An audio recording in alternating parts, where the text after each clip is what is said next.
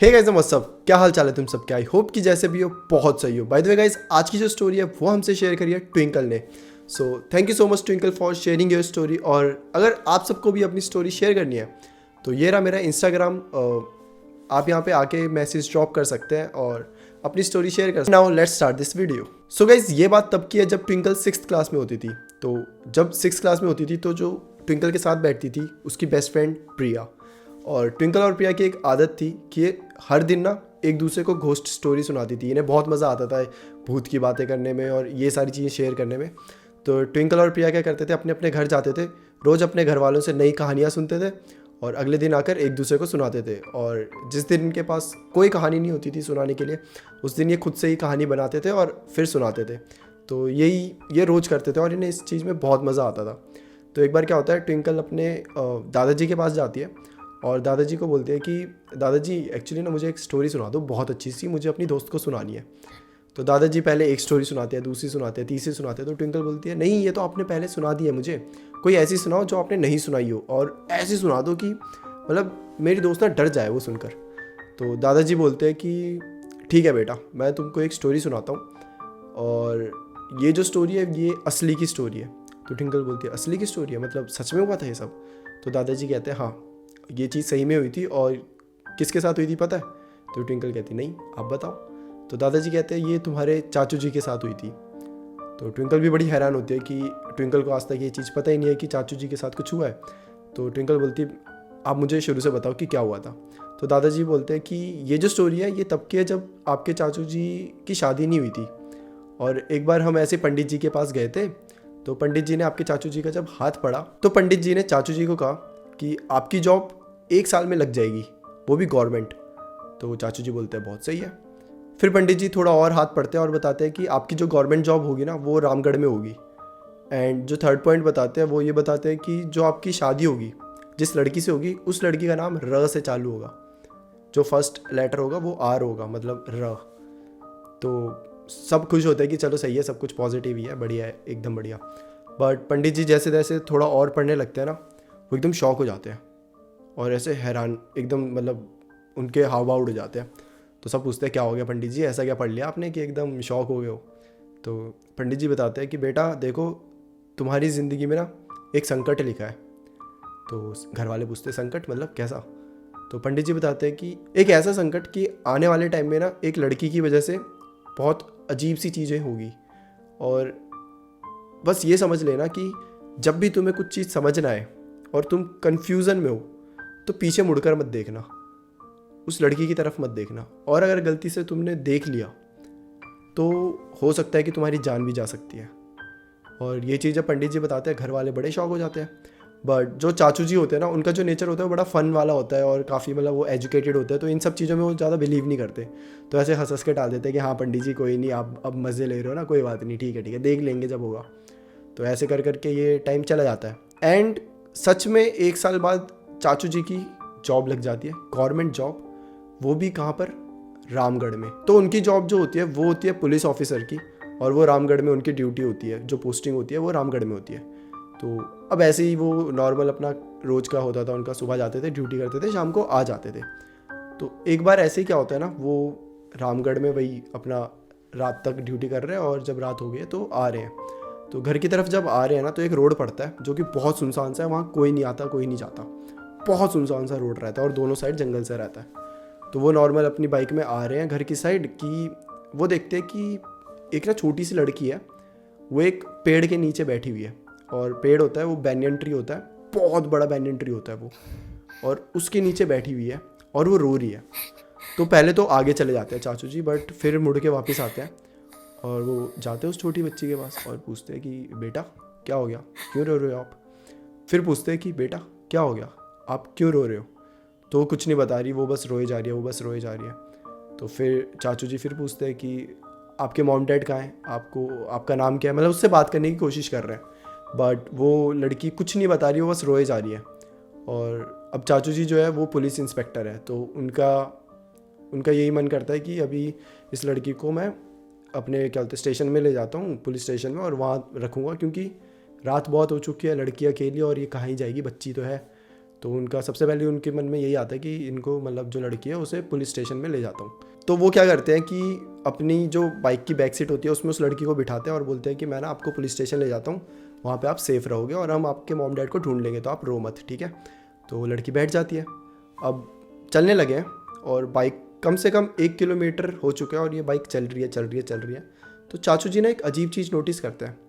वो नोटिस करते हैं कि बाइक ना धीरे धीरे बहुत हैवी हो रही है और एक टाइम आ गया है कि वो बाइक आगे ही नहीं जा रही, वो एक ही जगह खड़ी हो गई है। वो पूरे मतलब उन्होंने पूरी ताकत लगा दी है बट बाइक आगे जा नहीं रही और उन्हें बड़ा अजीब सा लगता है। तो वो ऐसे मिरर में देखते हैं, वो देखते हैं कि जो लड़की है वो पीछे बैठी तो है बट उसके जो पैर हैं वो अभी भी उस पेड़ के साथ जुड़े हुए हैं ऐसे, और वो पैर पूरे स्ट्रेच होके उनके साथ बाइक तक है। और वो देख के इतना डर जाते हैं कि एकदम से उन्हें वो बात हिट करती है जो पंडित जी ने बोला था कि पीछे मुड़कर मत देखना वरना जान भी जा सकती है। तो एकदम देख रहे हैं, चला रहे हैं और वो इतने डर गए कि उनका एकदम से ऐसे बैलेंस खोता है और उनका एक्सीडेंट हो जाता है। एंड जो उनके कलीग्स होते हैं वो भी अब अपनी ड्यूटी ख़त्म करके उसी रास्ते से आ रहे होते हैं, तो उन्हें एकदम से दिखते हैं कि वो वहाँ पे पड़े हुए हैं, पूरी अनकॉन्शियस स्टेट में होते हैं, बेहोश होते हैं। तो वही उन्हें उठाते हैं, वही उन्हें हॉस्पिटल लेके जाते हैं। तो जब उनकी आँख खुलती है तो हॉस्पिटल में होते हैं एंड उनको बस यही बात याद होती है कि मेरे साइड व्यू मिरर में मैंने देखा था और वो लड़की नॉर्मल लड़की नहीं थी और उसके पैर वही बैनियन ट्री से जुड़े हुए थे, बस यही याद रहता है और कुछ याद नहीं रहता। एंड फिर वो बताते हैं कि हाँ मतलब जो पंडित जी ने कहा तो एकदम सच था। और सबको ये लगता है कि ठीक है ये बात अब यहीं ख़त्म हो गई, क्योंकि पंडित जी ने यही कहा था कि मुड़ के मत देखना, क्योंकि देख लिया तो तुम्हारी जान भी जा सकती है और नहीं देखोगे तो बात ख़त्म है। और सबको ये लगता है कि ठीक है अब बात ख़त्म हो चुकी है। एंड ऐसे कर करके फिर ये स्टोरी यहाँ पे ख़त्म हो जाती है। तो ये स्टोरी जो दादाजी होते हैं वो ट्विंकल को बताते हैं और ट्विंकल बहुत डर जाती है सुन के कि वो ऐसा मतलब सच में हुआ था ऐसा। और मतलब वो एक्साइटेड भी है कि मैं अभी अपने दोस्त को सुनाऊंगी, वो तो बहुत डर जाएगी ये सुनकर और थोड़ा थोड़ा डर भी है उसके अंदर। तो अगला दिन होता है, ट्विंकल फिर बड़ा खुश होकर मतलब बड़ी एक्साइटमेंट में जाती है कि अब तो प्रिया को सुनाऊंगी, वो डरेगी, चाहती है, बैठती है, प्रिया बैठती है।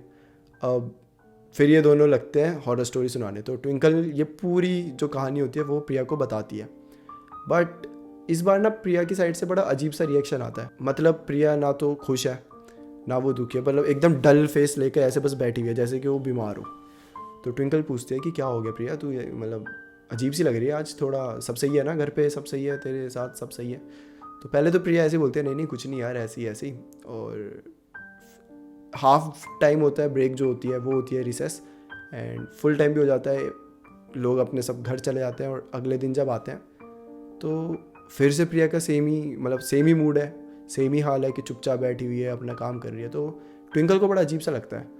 तो ट्विंकल इस बार पूछती है कि देख मुझे सच सच बता क्या हुआ तेरे साथ, मैंने कल भी पूछा था, मुझे लगा था नॉर्मल तेरी तबीयत ख़राब होगी, तू ठीक हो जाएगी, बट आज फिर तेरा वैसे ही मूड है, तो बता क्या हुआ।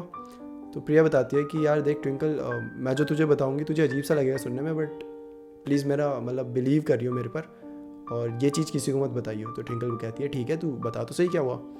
तो प्रिया ट्विंकल को बताती है कि एक्चुअली ना मुझे ऐसा लग रहा है कि मेरे ऊपर ना कुछ अजीब सी चीज़ें हो रही है, मतलब बहुत अजीब सा लग रहा है और बीमार भी हो रही हूँ मैं, और मुझे ऐसा लग रहा है कि कोई पैरानॉर्मल एक्टिविटीज़ हो रही है मेरे साथ, कोई स्पिरिट है जो मेरे अंदर आना चाहती है या फिर आ चुकी है, क्योंकि मुझे बहुत अजीब सा लग रहा है। तो ट्विंकल ये सुनती है ना तो उसे बड़ा अजीब सा लगता है, बट उसको ना बिलीव नहीं होता, क्योंकि इनकी दोनों की एक आदत थी कि ये एक दूसरे को डराने के लिए कभी भी ऐसे कहानियाँ बनाकर सुना देते थे। तो ट्विंकल को मोस्टली यही लग रहा होता है कि ये खुद से बना रही है प्रिया और ये सच नहीं है, ये खुद से बना के मुझे डराने के लिए ऐसा कह रही है। तो यहाँ पे इतनी बात होती है, 2-3 दिन बीतते हैं, उसके बाद प्रिया थोड़ी ठीक हो जाती है और थोड़े ही दिन में 6th क्लास के एग्ज़ाम्स होते हैं और 6th क्लास ख़त्म। 7th क्लास में जब ये लोग आते हैं तो प्रिया अलग बैच में होती है और ट्विंकल अलग बैच में होती है, और 7th 8th ये 2 साल प्रिया और ट्विंकल अलग अलग बैच में होते थे, तो इनकी ज़्यादा बात नहीं हो पाती थी और ज़्यादा मतलब साथ नहीं रहते थे। बट फिर आती है 9th class, and 9th class में लकीली प्रिया और ट्विंकल फिर से एक ही बैच में हो जाते हैं। तो जब एक ही बैच में होते हैं दोनों बहुत खुश होते हैं कि चलो यार फाइनली हम फिर से एक बैच में आ गए, और फिर से दोनों एक ही बेंच में बैठते थे, साथ रहते थे हमेशा।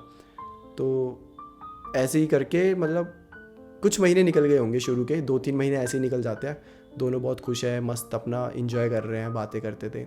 अब ये बड़े हो गए तो अब ये हॉरर स्टोरी मतलब ये जो एक दूसरे से करते रहते थे बंद कर दिया इन्होंने, अब बड़े हो चुके, अब अलग बातें होती थी सबकी।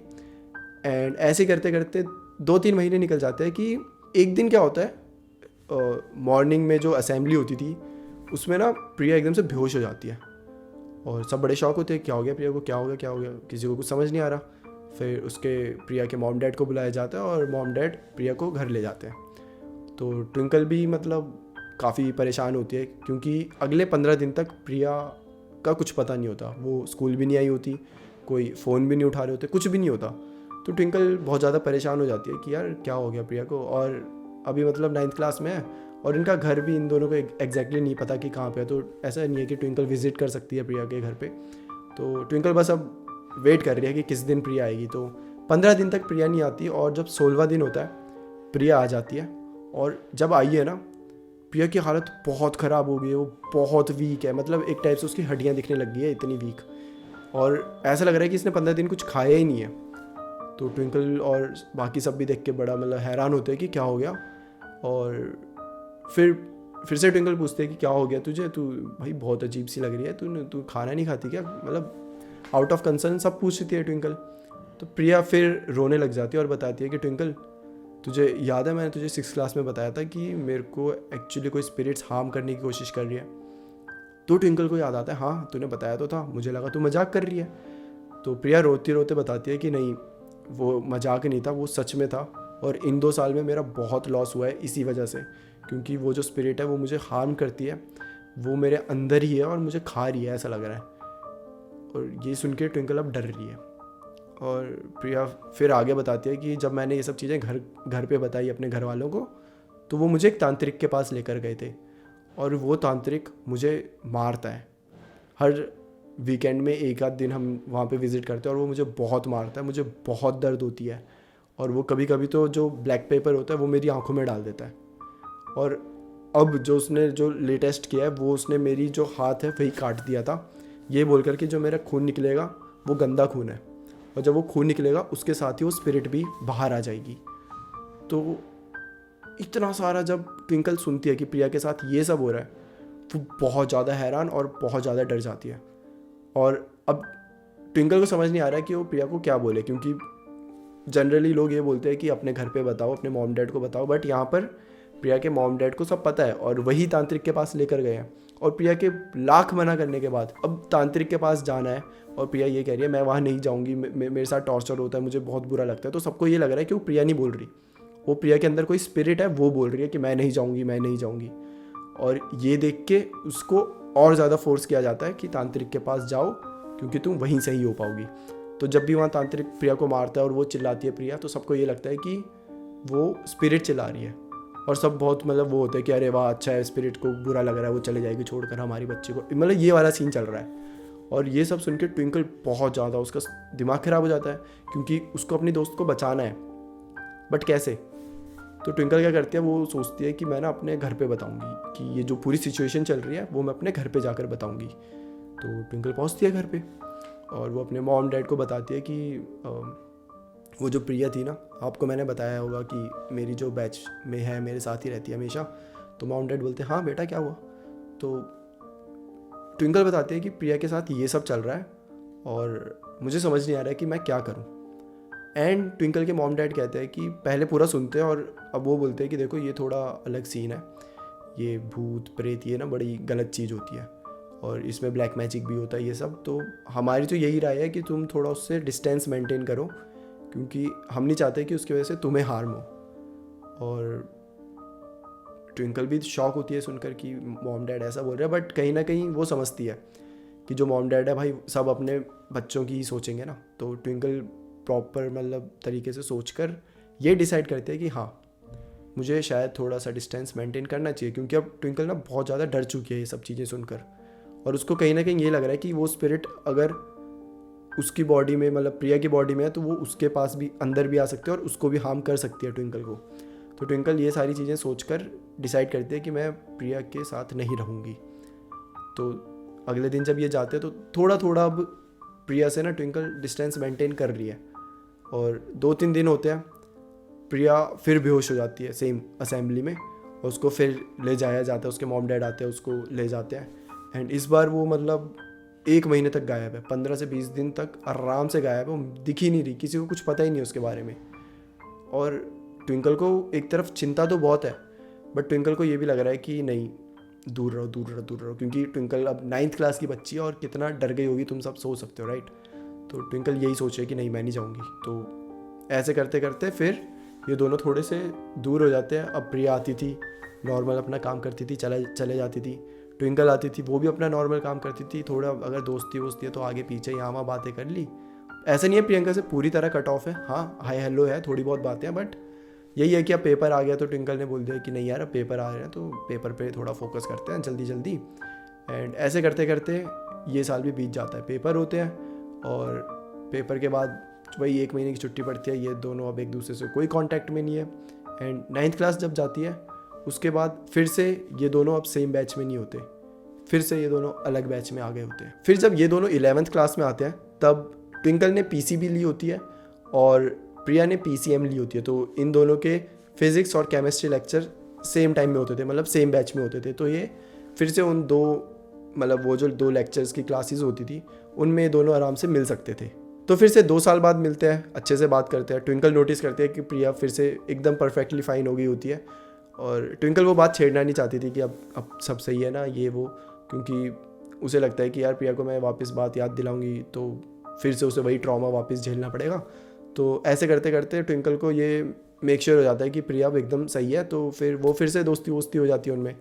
एंड ये दोनों स्कूल के बाद एक ही कोचिंग में जाते थे और पूरे क्लास में सिर्फ यही दोनों थे जो उस कोचिंग में जाते थे एंड बाकी सारे बाहर दूसरे स्कूल से आते थे। तो जो कोचिंग क्लासेस थी और जो उन्हें पढ़ाते थे उनका नाम था अविनाश सर। तो ट्विंकल का बताना है कि अविनाश सर 1st फ्लोर में रहते थे, वो रेंट पे था पूरा घर। ग्राउंड फ्लोर में जो ओनर थे वो रहते थे और 1st फ्लोर में अविनाश सर रहते थे, जिनका पिछला एक और रूम होता था वो पूरा खाली पड़ा रहता था। और जो जस्ट एंटर करते थे तुम तो एक रूम आता था जिसमें कोचिंग ली जाती थी। और अविनाश सर की एक आदत होती थी कि वो ना स्टोरी बहुत अच्छे से सुनाते थे और इतने अच्छे से सुनाते थे कि जो भी क्लास में होते थे वो सब बहुत पसंद करते थे कि जब भी आया तो सर एक स्टोरी सुना दो, सर एक स्टोरी सुना दो। तो ऐसे 3-4 दिन में अविनाश सर एक स्टोरी सुना देते थे और जब भी सुनाते थे सब ऐसे होते थे कि सब इमेजिन कर रहे हैं उस स्टोरी और बहुत उनका मन लग गया सुनने में। तो ऐसे ही इनकी पूरी कोचिंग क्लासेस चलती थी कि 4-5 दिन पढ़ाई कर ली, उनमें से एक दिन स्टोरी सुन ली और काफ़ी मज़े आते थे सबको। बट इस क्लासेस में जितने भी बच्चे थे किसी को ये आइडिया तक नहीं था कि अविनाश सर की एक स्टोरी कितना हार्म कर सकती है सब बच्चों को। तो ये स्टोरी एक्चुअली थोड़ी सी लंबी है और इसलिए हम ये वाली वीडियो को 2 पार्ट में बनाएंगे। तो फर्स्ट पार्ट ये रहा जो आप देख रहे हो और इसके बाद जो दूसरा पार्ट है, डोंट वरी बहुत जल्दी दूसरा पार्ट मैं ड्रॉप कर दूंगा। तो दूसरे पार्ट में आपको इस स्टोरी का जो मेन सेक्शन है कि अविनाश सर ने एक ऐसी स्टोरी सुनाई थी जिसकी वजह से एक्चुअली में बहुत हार्म हुआ था और वो क्या स्टोरी थी और उसके बाद क्या हुआ था वो आपको पता चलेगा सेकंड पार्ट में। तो गाइज आप सेकंड पार्ट के लिए बने रहें, जल्दी आएगा, जल्दी क्या मतलब 1-2 दिन में मैं ड्रॉप कर दूंगा।